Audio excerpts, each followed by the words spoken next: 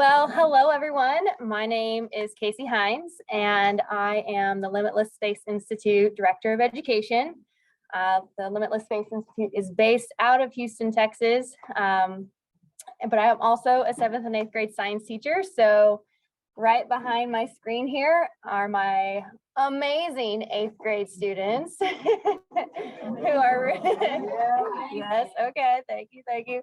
But you know, that is part of, working in the education system is you just have to be flexible. So they are with me today, but I'm actually really excited for them to be here and to hear a little bit about my transition to this job as well.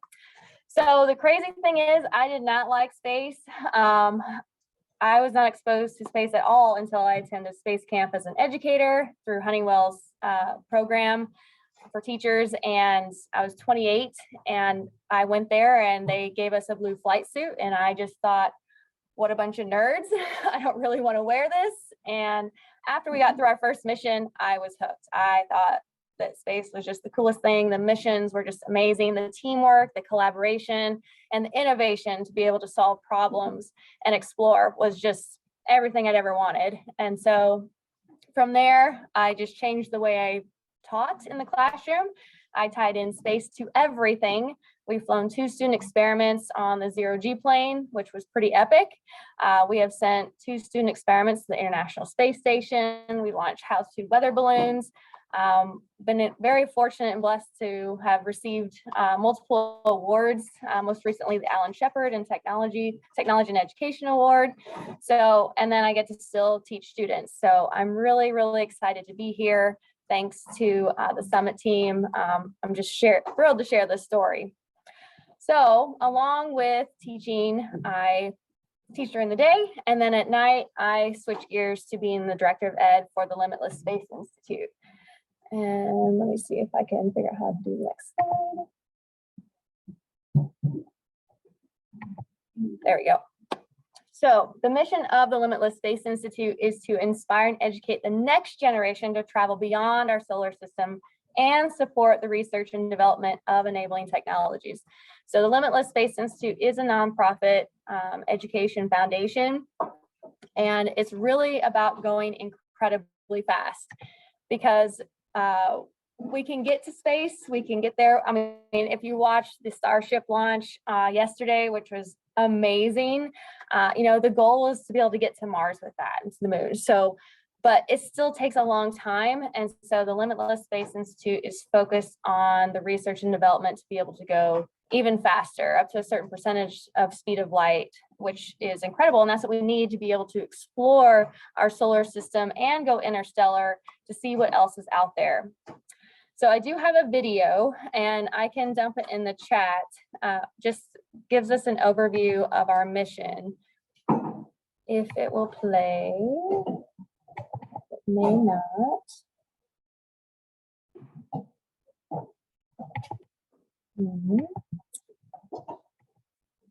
I don't think it's going to play. Do it in this view. I might exit this view just for a second and try and play this. By the way, Kaci, I think we're seeing your presenter view, not necessarily the. Oh, there we go. Okay. Is it showing? Has it not shown the slides? Well, it's just that it's showing you not presenting. If you see what I mean, it's showing the. So we can see the upcoming slides. So I'm not sure if you. Oh, okay. Well, I will work on that. Maybe it'll just have to be in this. Yeah, it may just be fine anyway. But okay. Kaci, all you have to do is put it into slideshow. So if you click on slideshow, then we won't see all of your slides coming up. I'm not sure where that is. It's up on top. It's not that important, I don't think, because they're really small right now. If you feel uncomfortable. I'm just gonna roll with it. We got that. All right. So I'd like to show the video, but I don't think it's gonna work either. You test, and then it doesn't work. Okay. Well, I will dump the link to the video in the chat a little bit later so you can check it out. But it gives a really cool overview of where we're going, how long it takes. It'll take about 2,000 years to get to Proxima Centauri if we were to go with traveling with nuclear fission. Nuclear fusion, about half of that, I think it's half of that, it's the end of my video. But basically going from nuclear fission to fusion and then being able to actually go warp speed. So we can get there, we can get to space, but we really need to be able to get through space really, really fast. And so these are just some of the missions focused on chemical propulsion, which we're very familiar with. But electric propulsion has been used and used successfully. Dawn was a really great mission that used electric propulsion. We'll talk a little bit about Voyager, and if you followed New Horizons, that was a phenomenal mission. But the thing is, it just takes a lot of time. If you saw the launch of JUICE last week, going to Jupiter and the icy moons, it's really, really exciting, but it's going to take 7 years just to get there to start that mission. And so that's just a long time. And our human window of our time here on Earth or in space is so short. We need to be able to go so much faster. And so, yeah, Voyager is one that's really cool mission to still follow. And so I can't see some of my things here. So it launched in 1977 to explore the outer solar system. And after 44 years, so even transitioning, people get on the mission or leave the mission, it's, with the Limitless Space Institute mission, it may be something we don't always get to see. We might not see it come to fruition, but we know we're laying the foundation, that framework that's going to help us go incredibly fast so we can go deeper into space, interstellar, to explore.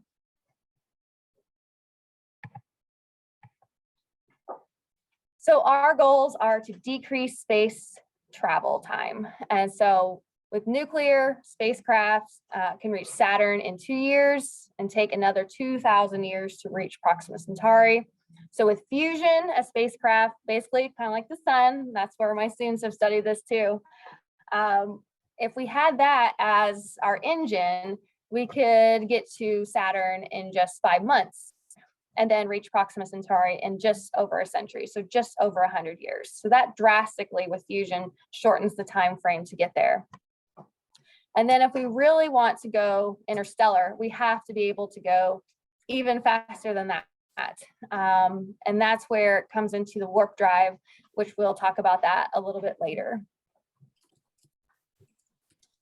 So the most important performance metric is being able to allow humans to explore incredibly fast. So it's kind of our big, hairy, audacious goal, but it requires advancement in power and propulsion. So we're just not there yet.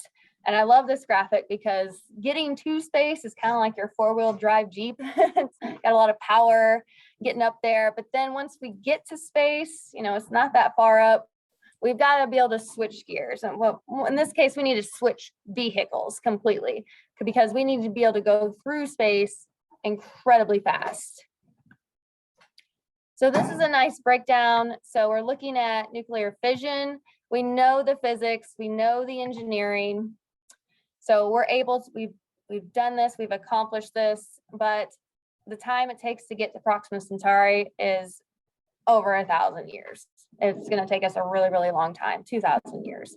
But if we can harness nuclear fusion, that is where we know a lot of the physics, but we don't quite have the engineering down yet. So we still have to, we have a lot to develop there, but that can get us there in just over 100 years. And that's where we lead into the breakthrough. So if we really want to get there fast within a human lifetime, going incredibly fast, we still need to have some breakthrough in physics, and we need to have breakthroughs in engineering. And that may seem really, really hard, but it's the cool thing is that I'm going to share today is that it's happening. The research and things that seem like science fiction is actually taking place and laying that foundation.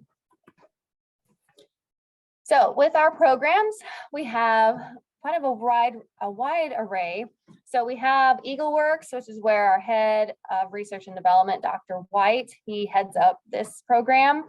So he works with DARPA, and they have these grants to pursue R&D to show different propulsion applications. We also have a lot of grant and fellowship programs where we fund academia around the world, and we'll go into detail with some of those research projects and what they're coming up with. We have numerous university partners, which is very exciting. And then we also have the Limitless Educator Program, which is where my focus is on being able to inspire the next generation of explorers.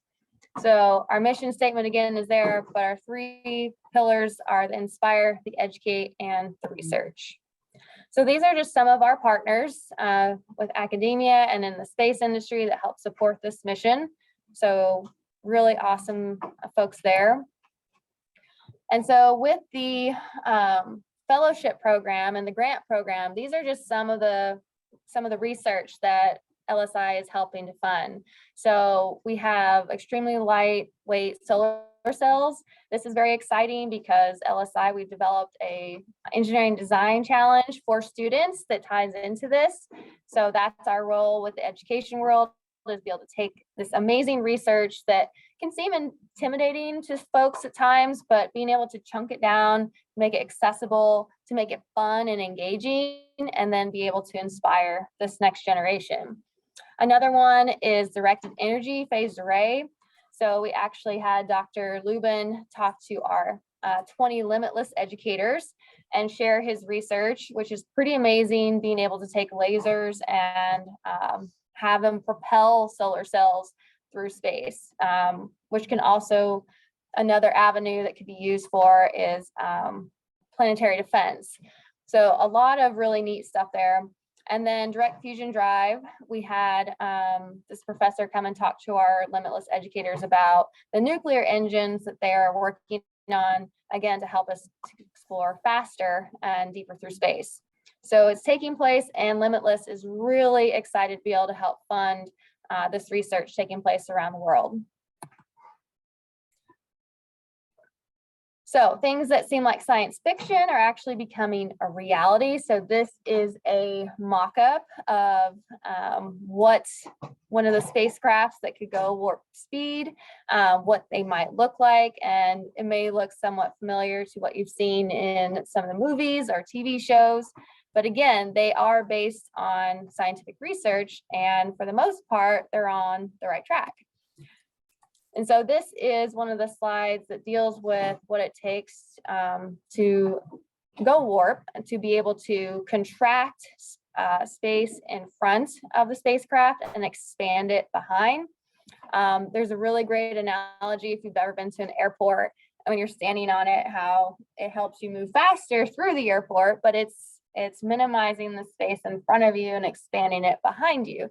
So that's a really great analogy that I'm able to use for the classroom and other teachers as well. But this is something based on this research that they're able to come up with what this spacecraft might actually look like. So this is the LSI's version of, they've named it the Enterprise as well. So it's pretty neat because this could be a reality in the future.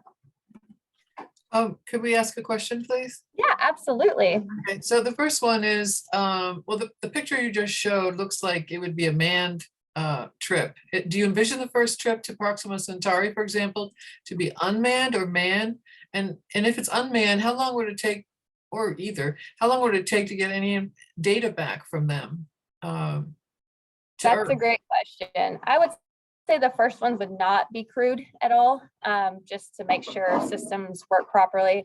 As far as the second question, I am not 100% sure with the communication, because that would be, if they have questions that I cannot answer, I can take them, and Dr. White from our office can definitely get back to them to get them the correct answer. Great, thank you. Mm-hmm. Can I ask another question? Sure.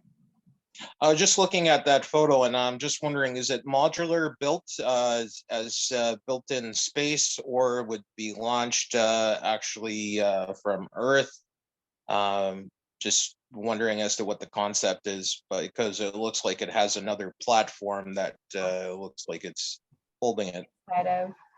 Yeah, I am not 100% sure. Again, that is a great question for Dr. White, because he is the one that had these developed and designed based on his research and experience. I take a lot of the education piece and be able to explain that to students, but this is one I haven't quite touched on yet, but obviously it is one I need to get more information on. Perhaps you could also type your question in the chat so we can follow up with the, we'll Yeah, lose track of absolutely. it, okay? Yeah. Thank you. So where is the future workforce that is going to go incredibly fast? And I think that obvious answer is right in front of me. So right in front of my classroom, my students right here, they are the future of space exploration. And inspiration does begin with one awesome experience. Just like I mentioned before, I did not care about space or like space whatsoever growing up. It just wasn't something we talked about in Southern Illinois. It was coal mines and cornfields. So never even saw a launch till I went to space camp and then got hooked. So really it's about creating meaningful experiences, specifically learning experiences for our students so that they can take that, develop a passion, and then support our future in space exploration. So the Limitless Space Institute's education mission is to inspire and educate future generations of innovative explorers. So this is going to take a lot of problem solving, a lot of thinking outside of the box, a lot of grit. It's going to be really hard. And so our job is to create extraordinary professional development experiences for teachers. We want to develop high fidelity K-12 lessons tied to exploration. And then we want to engage the local STEM community. We want to do a lot of outreach for underserved, underrepresented students. So our focus is the curriculum, the outreach. We also have lab boosters. So we're able, just like LSI overall provides funding for academia to do their research, we also want to provide funding for teachers to be able to make a significant impact in their classroom. And a lot of times that might be resources or technology to have students working and thinking like scientists and engineers. So our main focus is with the educators. That is our top priority. They are the ones at the front line. They are the ones that are engaging with the students. And so they don't know what they don't know. And just like I hadn't had experiences with space, it's being able to provide professional development tied to state and national standards, which will give an avenue where they have to teach certain criteria, but let's make it fun. Let's make it engaging. Let's make you a part of the mission. So educators are our top priority, which help us and then in turn reach our K-12 students. And looks like we have a hand raised possibly. Lawrence?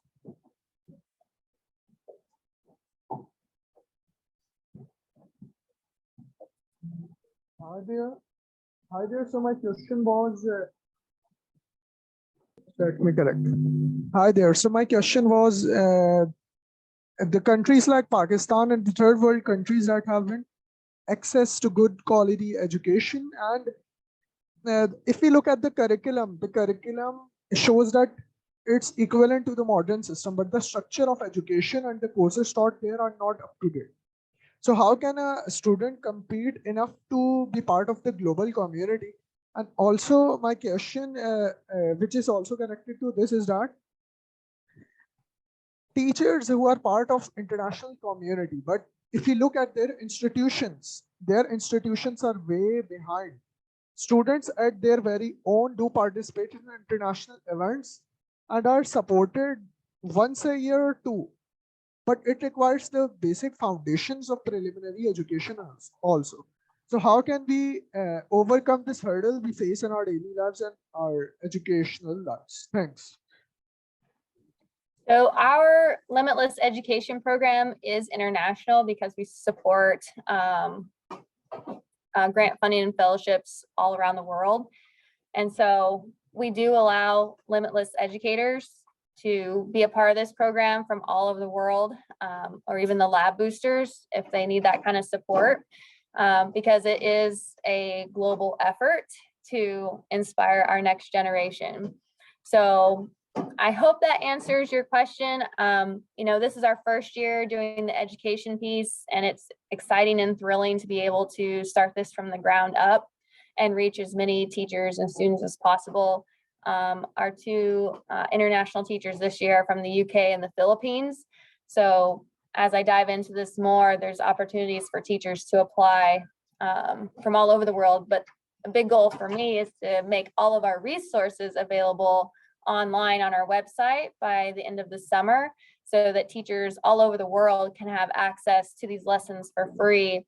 And a lot of them, the main goal is to make them easy to implement with just simple materials that you can find at the store, or get donations of. There's not a lot of high-tech things, but there's the extensions to be able to incorporate technology so you can scale it up. But the big thing is to be easily accessible, understandable, engaging, and fun, no matter where you are on this planet. Does that answer your question, Lawrence? Okay. So we can't reach the students unless we reach the teachers. With our community outreach, we will reach a certain percentage, but through my experiences, almost 20 years in education, and knowing what we can do in the classroom, getting teachers in front of the kids and getting them excited about this is where we're going to have the most significant impact. So with our Limitless lessons, as I was just telling Lawrence about, we've got about 4 or 5 started, but we hope to have a whole library that is online by the end of the year that teachers can access. My main focus is middle school. I love middle school science, so that's where we've kind of honed in to start, but we want to make them easily scalable down to K through 4. Yes, I would like to get the kindergartners and first graders and second graders exposed to this as early on as possible, because I think that's important. And I know a lot of times in the elementary grades, science is not always a target or a focus. It's a lot of the math and reading and writing. But if we teach reading and writing and math through science and scientific phenomena, what kid is not excited about to learn about the world around them? So it's an easy way to incorporate nonfiction, math in ways that are meaningful and can really have a significant impact. And of course, we want to take it up to high school, and then it transitions over to the college and academia, and that's where Dr. White does a lot of his efforts. So this is just an example of our solar cell engineering design challenge. So it's tied to one of our fellows, where they are just doing research for solar cells and the material science.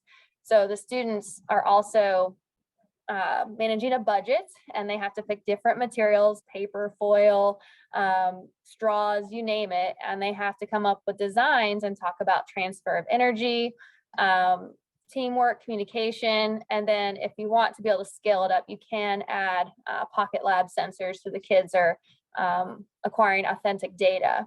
So instead of the sun using the photons to propel a spacecraft with a solar cell, we focus on using a box fan to have it travel down some fishing line, and whoever can go the furthest with the least amount of mass, which is what we want in space. We want it to be able to go really, really far, really fast. And of course, as with everything going to space, having the least amount of mass is going to save us some rocket fuel. So then we have our community outreach. So we were able to work with Twist for Girls, which is down in Houston, and a robotics team out of one of the Houston HISD schools. They were phenomenal to work with, and they came in honestly like, okay, because it was on a Saturday. So they're like, oh, okay, what are we doing now? But by the end of the day, you can see the smiles on their faces. They were so engaged, they were challenged, they were working together. And so this amazing space exploration activity is what brought these students together, and they just had a phenomenal time. And we had a phenomenal time just enjoying them being immersed in the experience. So this is our lab booster. So this is a group of students out of Phoenix who received funding to be able to 3D print some chambers. They're focused on building a CubeSat. So they were working on structures for that, how it might work, which was pretty cool. So this is for formal and informal education setting, has to be tied to STEM and or space exploration, and they vary from 500 to 5,000. And the idea right now is to keep those grants open year round, so that based on your school year and timeframes, that it's not just one time a year, but we're always looking to see what teachers are doing, what their needs are, and if we can support it. So then again, at the Yeah, can I ask a question? Are the projects, let's say a teacher's not engaged, but the student finds your resources online or on their own. Can they use these materials for a project for a science fair, for example, something they can do individually, especially if the teacher's not there to make it part of the curriculum? 100%. It doesn't matter who gets inspired. We want to put that out there for anyone, because I really believe it can be with the teachers. I know there's a lot of homeschools that we've been connecting with that want to use these materials. So it can be an individual child that's come across or seen the Limitless Space Institute video and says, that is so cool, I want to try something related to that. Anyone can use these materials, and that's a big passion and thing for me to follow, is that anyone has access. So then we have did you have one more thing, Elizabeth? No, I'm sorry, I just said thank you. I apologize. Oh, no worries. So then we have the Limitless Educator Program, and this is my absolute favorite. This is what I'm most passionate about, because again, if you're not reaching the educators, you're not going to reach the students. So we opened up applications this past fall for 20 slots for Limitless Educators. It's open to teachers around the world. And so we have these 20 rock stars, as you can see in the pictures. And what we do is we're providing them with opportunities for professional development, for education conferences. And then we also have a summer institute where we bring in these teachers for a week this summer in Houston, which is where our lab is based out of. So this picture on the left is Dr. White in the lab, and this is the custom vacuum chamber that he has for his research that he's doing, which is pretty awesome. And you can see our educators there. Everyone that comes in is always super immersed and just minds blown, because what he's doing is absolutely incredible. And that's really important, so that the teachers can take that back to their classrooms and share what's going on and be able to inspire them and say, this is a different type of job that you can go after down the road. The middle picture is our educators. We celebrate them at the Space Exploration Educator Conference in February down in Houston. And so, educators are rock stars. And so we wanted to treat them like rock stars. We rolled out a literal red carpet dinner and celebration where they got a jacket, and they were pinned by one of our board members who's an astronaut, because everything they do in the classroom is so incredibly important, and we just want to support them as much as possible. And then we have the professional development, where I've been going to different places around the country, sharing. This one again is our solar cell engineering design challenge. So those teachers can get hands-on, they're building, they're designing, they're testing, they get that experience. And 99% of the time, I'd say they're like, oh my gosh, they're screaming and cheering and clapping by the end, which gives them the ability to then take that excitement and bring it back to their classrooms. I have a question. Are you able to connect and engage with anybody on this line? Sorry, today, in this hour? Can you connect with them afterward today? I'll be on for a little bit after this, and then so I'll stay within the summit, and then I'll have my email at the end as well, where if they have more questions, then we can start having a conversation offline as well. And another question regarding Limitless Educator Programs. Is that open to only teachers who are affiliated with a school, or is it open to homeschoolers or anybody who's not a traditionally considered teacher? I would say for anyone to apply, we say formal and informal classroom teachers. With formal and informal, we know we're going to reach hundreds, if not thousands, throughout the year over multiple years. Because once you're a Limitless educator, you're always a Limitless educator. And so we'll be collecting metrics on how many kids they impact over time. And that continues to give them more opportunities. Their sphere of influence grows, so to speak. But it doesn't hurt to ask, because every situation might be a little bit different. And so if someone does teach homeschool, because I know there's sometimes homeschool cohorts, so they bring kids together for larger activities. So there might be some ways that they're able to reach more students that way. And we're definitely open to having conversations and exploring. Thank you. Rec departments too, recreation departments. Yes, definitely reach out. Because I think there may be some things we haven't thought of, and it may just be a perfect fit. Okay, so what we're looking for is a return on our investment with educators. So a lot of times there are really cool teacher trips and experiences that take place over the summer or throughout the year, and they're kind of like a one and done, and then you never hear from it again, or you might use the stuff, but then it might fall off later down the road. And when I'm kind of putting together the Limitless Space Institute education program, I want to make sure that we continue, that they are able to grow teachers. We want to grow them personally and professionally, but we need a return as well. In that I'm just a party of one. We're a small organization where there's 5 of us total, and I am the education department. So, we have these rock star educators. I mean, they are top notch from all over the world. But when we bring them in for the Summer Institute, they're not just getting great PD and we're going to different space industry and hearing from, astronauts or subject matter experts. It is work time too, because we need their expertise to help design lessons tied to exploration that are new and innovative, and also have that advanced power and propulsion connection. So being able to use their different perspectives and skill sets and strengths.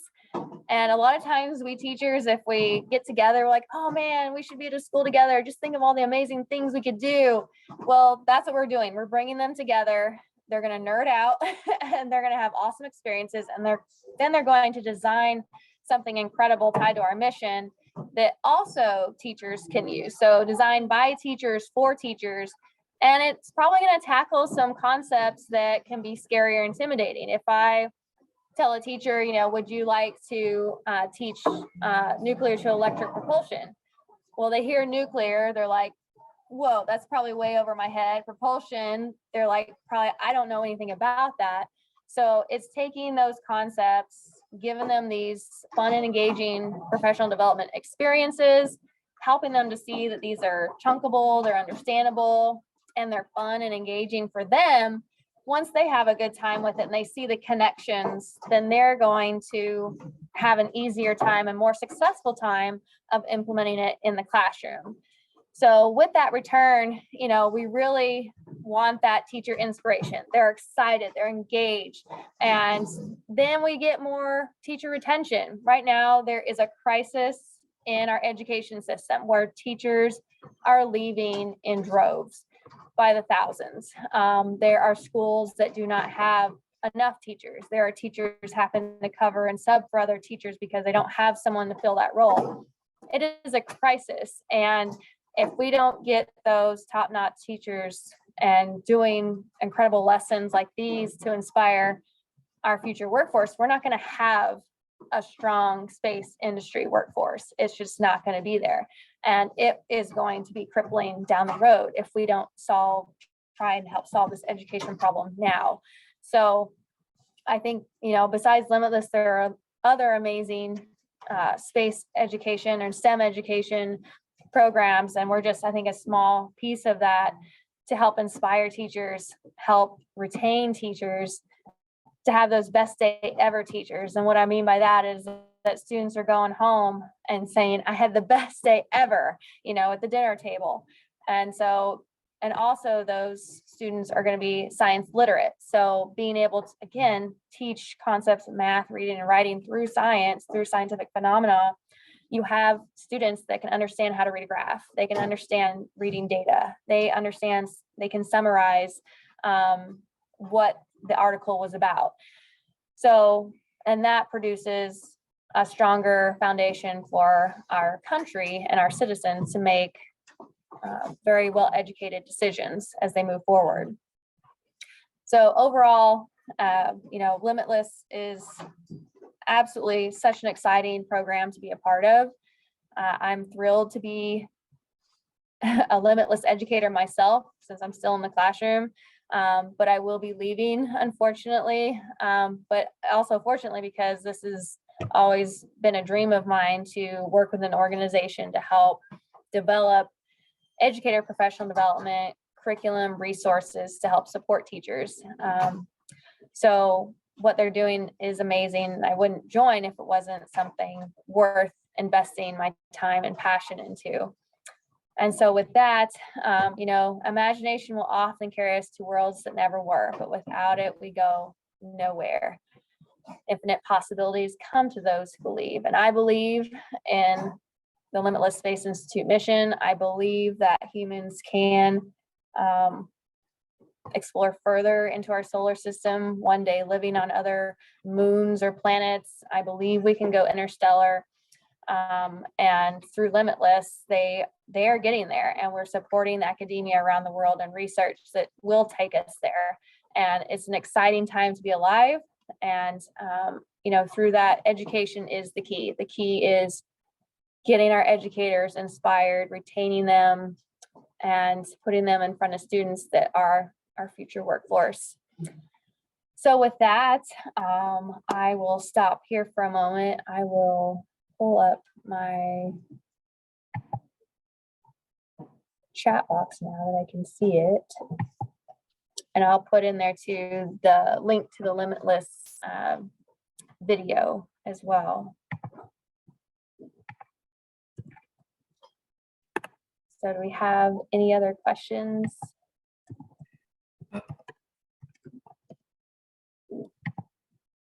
Okay, yeah, there's, go ahead, Athanasios, sorry. Yes, hello. Sorry, really. May I ask you for a question? Like for you, it's probably a given fact, but for us, I would say in Europe maybe, or in other places in the world, I do not know.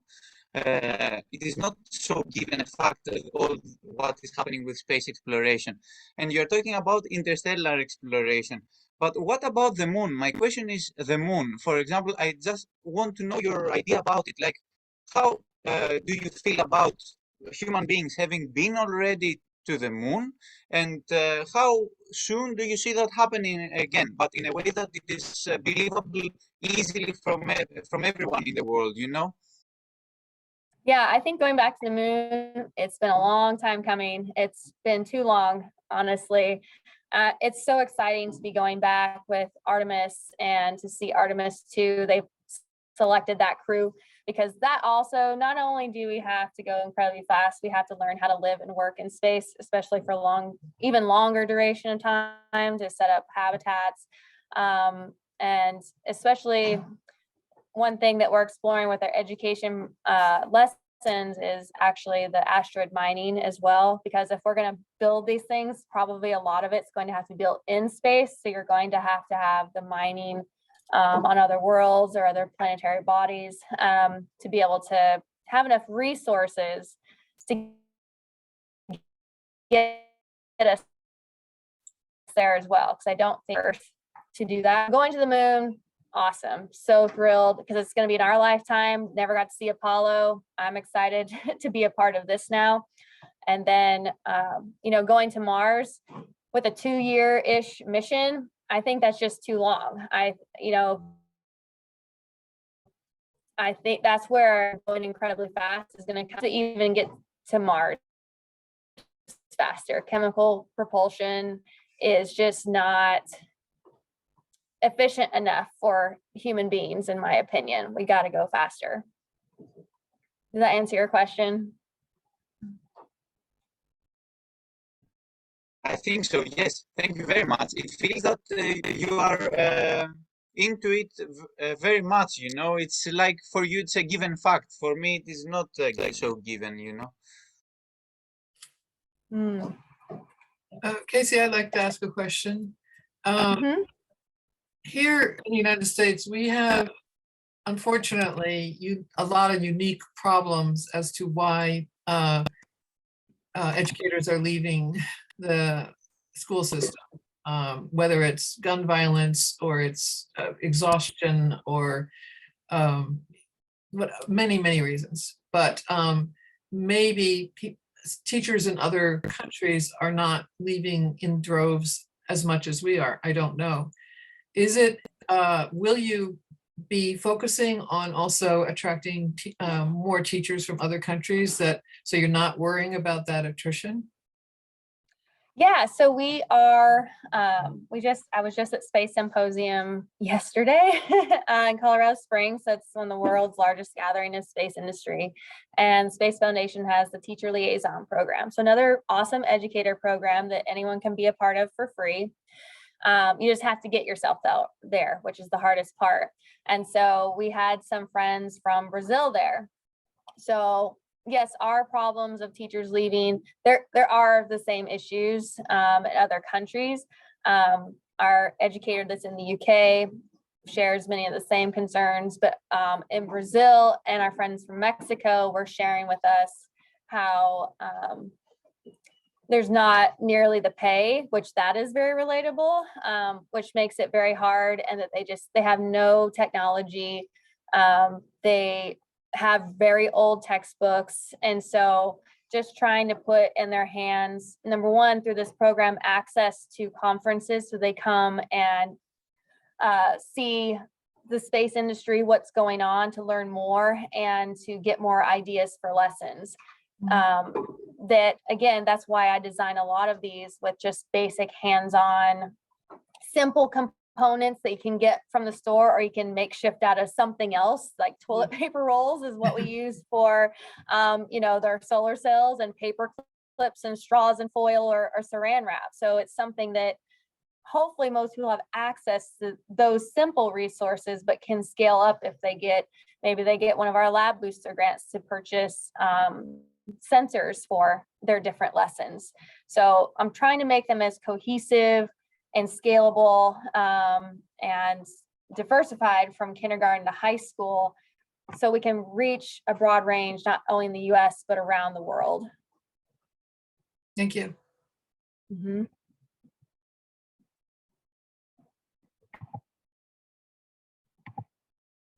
Go ahead, Lawrence. It says Lawrence, but yeah.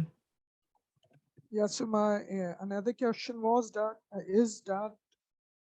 can a student also be part of your organization? Because I do engage with my fellow students, and I'm the head of an local science club. So, and I don't expect anything great from our teachers because you know the state of Pakistani education system. So can I be your ambassador or contact with you in this regards? Thanks. Yeah, go ahead. I put my email in the chat.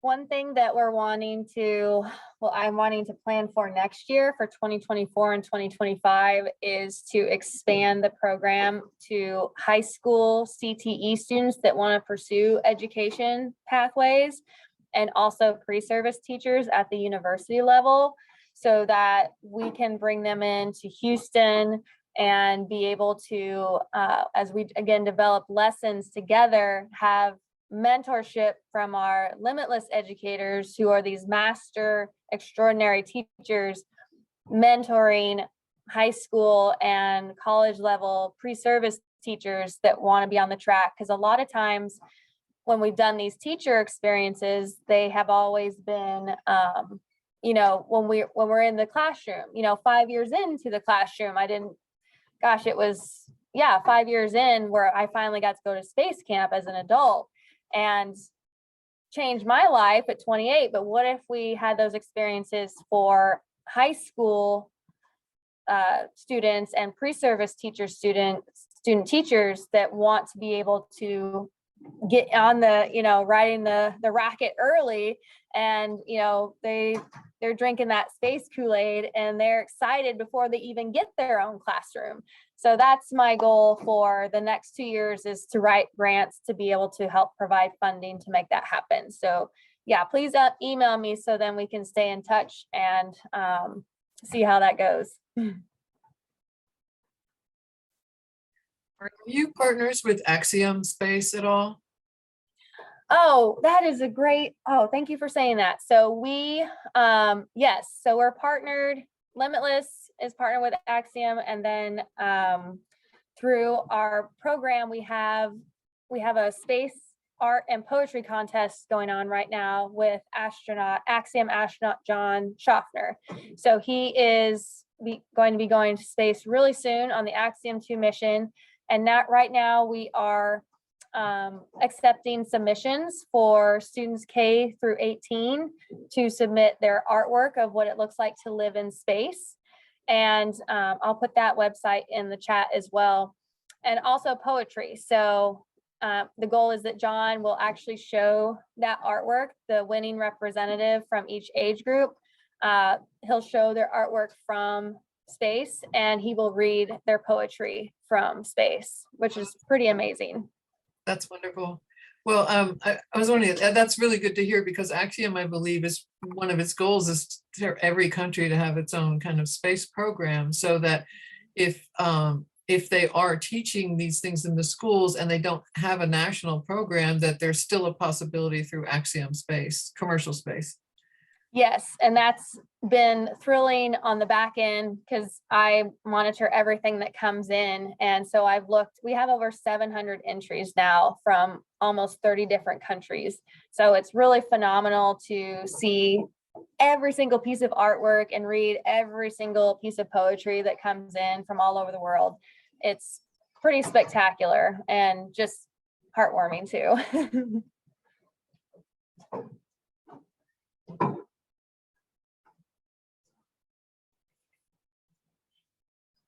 Do you have children in the classroom with you now? I do have students in here. Can we hear? Do you want to? Can we hear from them a little bit about your presentation, or what they sure. Here's the student. So do you want one of them to come up and share? If you do. You're the teacher. So this class actually transitioned. So we had the first class leave. So this is a new class. So boys and girls, I'm talking to people from around the world about the Limitless Space Institute. We did the solar cell engineering design challenge and the asteroid mission.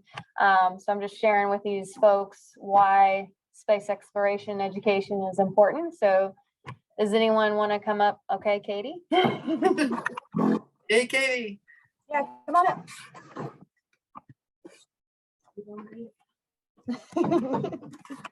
Hi, introduce yourself. I'm Katie Roper. What would you like to share about? So we do a lot of like limitless activities because our teacher like works with them a lot. And so we did this thing called like a solar sail project where we attached like a fishing line across like the room, and we were in groups, and we had to figure out, we had like a set budget, and we had to figure out how to like make our solar sail and how it works. We had test runs and everything, and then whoever won got something out of like the space bag. Did yours go the farthest? No, I can't remember who was. Whose was it? Oh yeah, Levi. Nice. Very cool. Yeah. And then there's like a bunch of other stuff we do, like recently we did we worked on magnets, and we had to figure out what pathway we were gonna take. Like she had like magnets, asteroids coming down and sailing, and they had like mystery magnets in them, and we had to figure out which one. We had to find like a path, which way to go, and whoever like made the most profit from like finding the most magnets just won. They got brownie magnets. You won the mission. Yeah. Would you say that your interest in space has increased from doing these projects, or were you already interested, or what have you noticed about yourself? I think learning in class, besides like regular like science out of a book, we do like book stuff and everything, but I think the limitless activities really like stimulate more interest in space, as I would say. That makes sense? Yes, it does. Okay. Awesome. Good job. Thank you. Thank you. I did not prep her for that.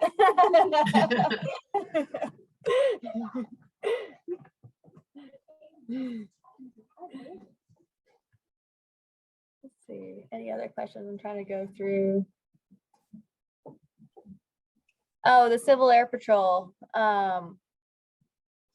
Partnering with other organizations. So that's what we're working on next, is to try and partner with other aerospace related education organizations. Civil Air Patrol is another good one. I've done that for years because that helps training with youth in the aviation and aerospace as well. And I'm good friends with them. So that is definitely an avenue to take it from planes to space to interstellar. I think would be really, really awesome and exciting. Jessica has one. When's the next time to apply to be a Limitless Educator? Yeah, the next time to apply to be a Limitless Educator will be this fall. The application should be open in September. We're doing a website revamp right now, so it should be up and ready here probably by the end of May.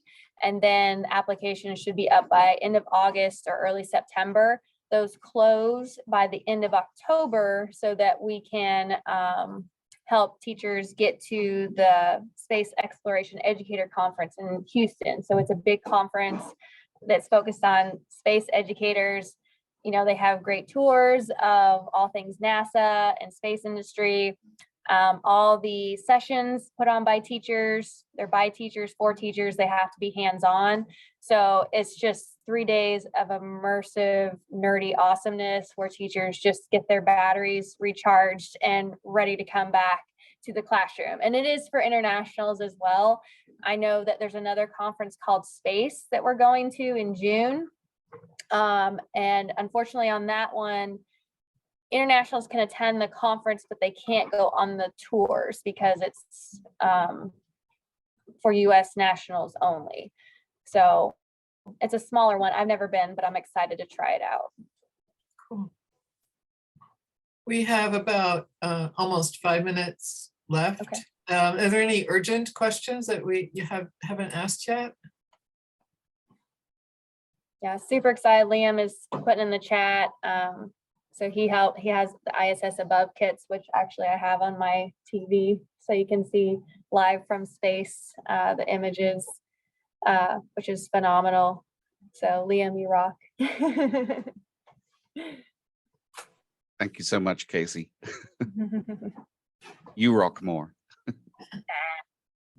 we're square, we're even, we're cool. And if you want to learn more, Limitless, let me put the I spelled it wrong. Going to limitlessspace.org, so you can go and check out the website. Again, we're revamping it, so we'll have a bunch more cool new stuff. And then the video that I posted higher up in the thread, go watch it. I mean, it'll blow your mind. It's 3.5 minutes. It's very, very, very exciting to see that and know, okay, we're going to do this. We're going to do this. When the astronauts were talking today, they were talking about the overview effect, the effect of looking at Earth from space. And Frank White, who came up with that terminology, really was also talking about the effect of looking at Earth from a big distance, you know, from the moon, from Mars, whatever, and how that makes you feel. How do you think the overview effect will be when you're in one of your ships? It will be really quick. No. Yeah, they will. They'll be going really fast. And in the video, it shows the spacecraft passing by Saturn in the different amounts of time based on the type of engine propelling the spacecraft. And so, yeah, once it starts going faster, it's going to be gone lickety split for the higher powered ones. So I think the overview effect, if we go incredibly fast, is going to be seeing all these other worlds and what lies beyond, seeing a different star. I think that at the end of the video, it shows people on another planetary body and getting out and exploring, and just knowing that you're going to be looking at a different set of stars in the sky is just, it gives me goosebumps actually just talking about it. And I think that it will be just as such, or even more so, of an impact on the humans, on us. Yeah. There's a question here from sorry, let's see. When do you expect the elementary and high school programs for LSI to be built out? Well, I think the elementary, we're going to be working on some things this summer. So hopefully by fall of this coming year, we see more elementary. I would really love to write a children's book. That is one of my goals.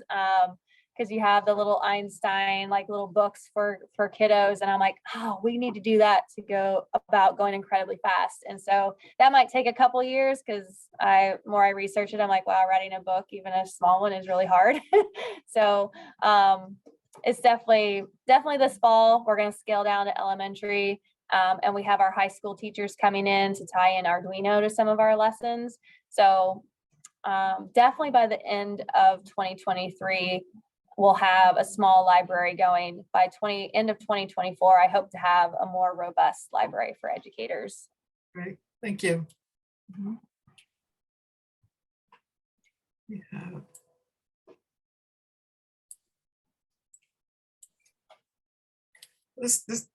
We have about 1 minute left. Anybody else have a question? I have a question, but I don't want to. I've asked many. So anybody else have one? Quick question. That's okay. Yeah, obviously I'm inspired to see the focus on light sail. And did you, the connection with what I've been doing is that I worked a lot with the Planetary Society and their light sail mission. And do you happen to have the kind of material that's used for the light sail? To show students just how thin it is? I use Mylar. That's the thinnest I've got, but we've heard about graphene when we had one of our experts talking about solar cell design, how it's just super, super thin. And even when we see the solar cell design and when they're testing it on Earth, how they have to have helium balloons holding up some of the booms, because the weight of just our gravity will collapse the booms on it, so the material research going into solar cells is just amazing what they're coming up with. But the thinnest I've got is Mylar.